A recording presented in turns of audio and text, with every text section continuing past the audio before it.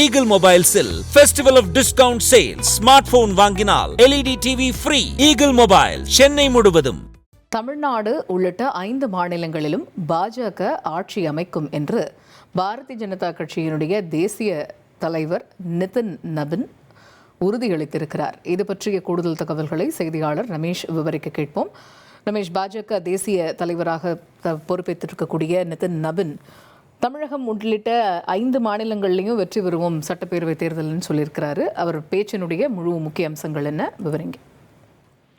வணக்கம். கார்த்திகை தீப திருவிழாவை எதிர்ப்பவர்களுக்கு இந்திய அரசியலேயே இடம் இல்லை என்பதை உறுதி செய்ய வேண்டும் என பாஜகவினுடைய புதிய தேசிய தலைவர் நிதின் நபின் திமுக குறித்து கடுமையான விமர்சனங்களை முன்வைத்திருக்கிறார்.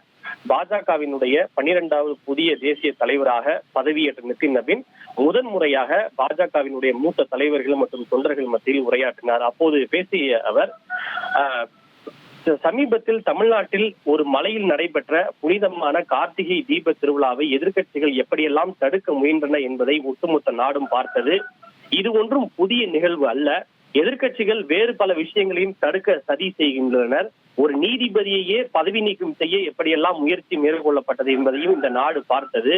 இது போன்ற மரபுகளை தடுக்க முயற்சிக்கும் சக்திகளை நாம் எதிர்கொள்வது அவசியம். எனவே ராமர் பாலத்தின் இருப்பை மறுப்பவர்களுக்கும் கார்த்திகை தீப திருவிழாவை எதிர்ப்பவர்களுக்கும் இந்திய அரசிலேயே இடமில்லை என்பதை நாம் உறுதி செய்ய வேண்டும் என்று அவர் சூளுரைத்திருக்கிறார். அதே போல விரைவில் தமிழ்நாடு, அசாம், மேற்கு வங்கம், கேரளா உள்ளிட்ட 5 மாநிலங்களில் சட்டப்பேரவை தேர்தல் நடைபெற இருக்கிறது. இந்த மாநிலங்களுடைய புவியியல் அமைப்பு மற்றும் மக்கள் தொகை குறித்து பெரிதாக விவாதிக்கப்படுகிறது. அந்த மாநிலங்களில் மாறி வரக்கூடிய மக்கள் தொகை அங்க இருக்கக்கூடிய சவாலான சூழ்நிலையை விளக்குகிறது.